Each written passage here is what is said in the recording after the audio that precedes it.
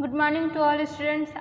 आज हम आप लोग को प्राइमरी हेल्थ केयर में कंसेप्ट ऑफ डिजीज़ यानी बीमारी की अवधारणा के बारे में, बीमारी की अवधारणा चैप्टर है, उसमें हम आप लोगों को दो कारण बता चुके हैं, यानी बीमारी होने के कारण कौन कौन से थे। दो कारण बताए, तीन कारण थे जिसमें पहला था एजेंट यानी अभिकर्ता, फिर दूसरा था होस्ट, फिर था तीसरा में इन्वायरमेंट, जिसमें एजेंट और होस्ट के बारे में हम आप बता चुके हैं। तीसरा होस्ट इन्वायरमेंट यानी वातावरण क्या होता है, वातावरण हमारे शरीर को किस तरह से प्रभावित करते हैं उसके बारे में। यह भी रोग या संक्रमण होने का मुख्य कारण होता है, क्योंकि अशुद्ध वातावरण यानी जैसे वायु प्रदूषण हुआ, जल प्रदूषण हुआ, ये सब हमारे शारीरिक व मानसिक विकास को मतलब अत्यधिक रूप से प्रभावित करते, जिसके कारण हम अस्वस्थ हो जाते हैं। जैसे में दिल्ली में बहुत ज़्यादा प्रदूषण है, वायु प्रदूषण है, जल प्रदूषण है, उसके कारण वहाँ के लोगों को सांस लेना भी कठिन हो गया था। इस वक्त लॉकडाउन के कारण तो वहाँ का सिचुएशन कुछ ठीक है, फिर भी वहाँ का मतलब कुछ मंथ पहले वहाँ का सिचुएशन बहुत ही ज़्यादा बेकार था, क्योंकि वहाँ के लोगों को सांस लेने में दिक्कत हुई थी। इस कारण से दिक्कत हुई क्योंकि वहाँ का पॉल्यूशन या वहाँ पे प्रदूषण काफ़ी बढ़ चुका था, वायु प्रदूषण हुआ, जल प्रदूषण हुआ, ये सब बढ़ चुका था। फिर हुआ जापान का वातावरण भी काफ़ी हद तक प्रभावित है, जिसके कारण से लोग आज भी वहाँ के जो बच्चे होते हैं वो विकलांग होते हैं। तो वहाँ पे जो एटम बम गिराया गया था उसके कारण नॉइज़ पॉल्यूशन यानी ध्वनि प्रदूषण हुआ था, फिर एयर पॉल्यूशन वायु प्रदूषण हुआ था, उसके कारण जो हुआ था प्रदूषण, वो आज भी जापान को पूरी तरह से अशुद्ध उसका वातावरण बनाए हुए रखा है, जिसके कारण से आज भी वहाँ के जो बच्चे जन्म लेते हैं वो विकलांग होते हैं। अब है क्लासिफिकेशन ऑफ डिजीज यानी रोग का वर्गीकरण। तो रोग का वर्गीकरण बहुत सारे आधार पर किया गया है। पहला रोग के कारण, लक्षण और रोग का जनन, इन सब प्रभावित अंग तंत्र को देखते हुए उन सब चीज़ों के आधार पर रोग को बहुत सारे भागों में बांटा गया है। पहला है प्रभावित अंग तंत्रों के आधार पर, यानी on the basis of effective organs and neurological system.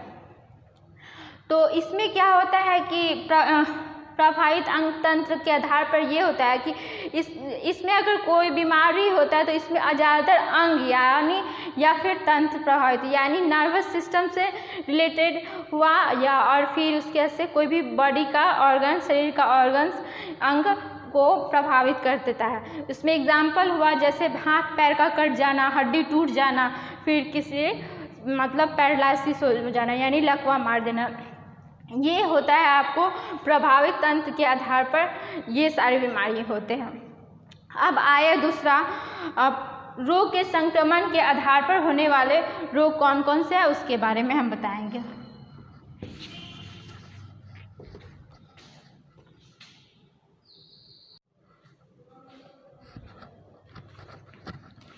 अब फर्स्ट था कि प्रभावित अंग के आधार पर या फिर तंत्र के आधार पर रोग को बांटा गया हुआ था।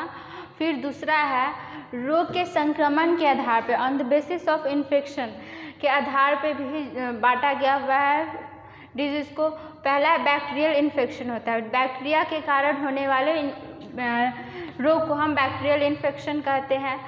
तो बैक्टीरिया से होने वाले कौन कौन सी बीमारी है? पहला है विब्रियो कॉलेरी, वाइब्रियो कॉलेरी के कारण कोलेरा होता है, वो हुआ। फिर साल्मोनेला टाइफी जो होता है उसके कारण टाइफाइड होता है। फिर है वायरल इन्फेक्शन, वायरल इन्फेक्शन किसे कहते हैं? तो वायरस के कारण होने वाले इन्फेक्शन यानी संक्रमण को हम वायरल इन्फेक्शन कहते हैं। उसमें एग्जाम्पल में हो गया HIV एड्स, तो ह्यूमन HIV वायरस हुआ। तो HIV वायरस जो होता है ह्यूमन इम्यूनोडिफिशियंसी वायरस के कारण एड्स होता है, ठीक है। फिर है हेपेटाइटिस वायरस, हेपेटाइटिस बी जो होता है बीमारी है वो हेपेटाइटिस वायरस के कारण होता है।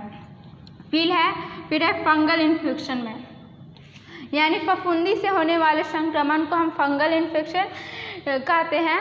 उसमें एग्जाम्पल आ गया वाउचीरिया बैनक्रॉफ्टी, उसके कारण पेचिस होता है जिसको इंग्लिश में अमेबियोसिस डिसेंट्री कहते हैं। फिर लिशमानिया होता है, बैनक्रॉफ्टी होगा एक लिशमानिया बैनक्रॉफ्टी फंगल इन्फेक्शन का एक फंगस होता है। लिशमानिया डोनोवानी, लिशमानिया डोनोवानी एक फंगस होता है, उसके कारण काला जार बीमारी होता है। अब ये हो गया फंगल इन्फेक्शन। इसके बाद आता है इसके बाद आपको काल के आधार पर रोग को कैसे बांटा गया उसके बारे में बताएं। इसके बारे में हम आप लोगों को कल बताएंगे।